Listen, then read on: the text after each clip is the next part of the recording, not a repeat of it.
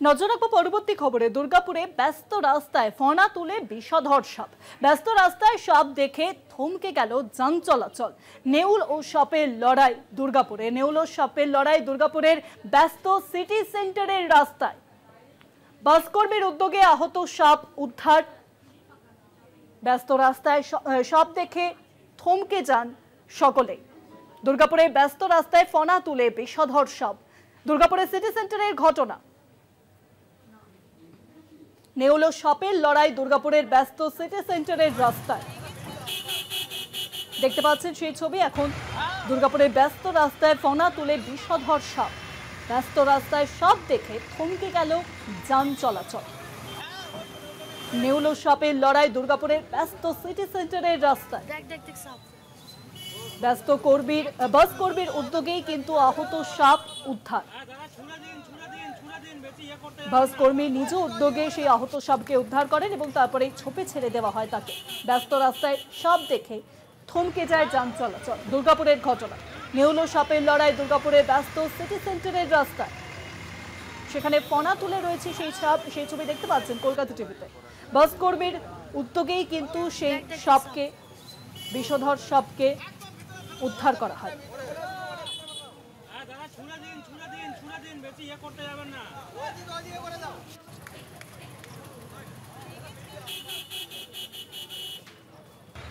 দুর্গাপুরের সিটি সেন্টারে ব্যস্ত রাস্তায় নেউল ও সাপের লড়াই।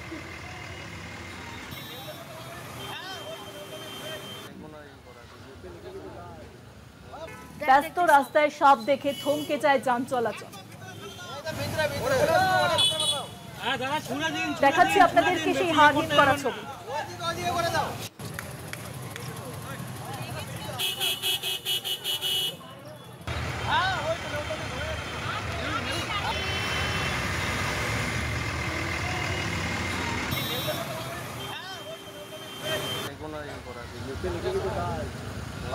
আরো জানাবেন, ফোন লাইনের সঙ্গে রয়েছেন প্রতিনিধি সঞ্জীব। সেই সঞ্জীব, দুর্গাপুরে ব্যস্ত রাস্তায় সাপ, যান চলাচল তো স্থগিত হয়ে গিয়েছিল।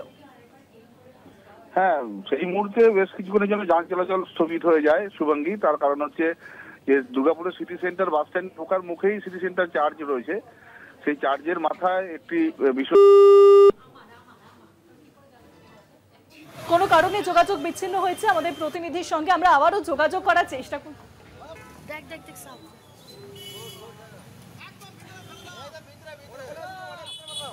দাদা ছুড়ে দিন, বেশি করতে যাবেন না।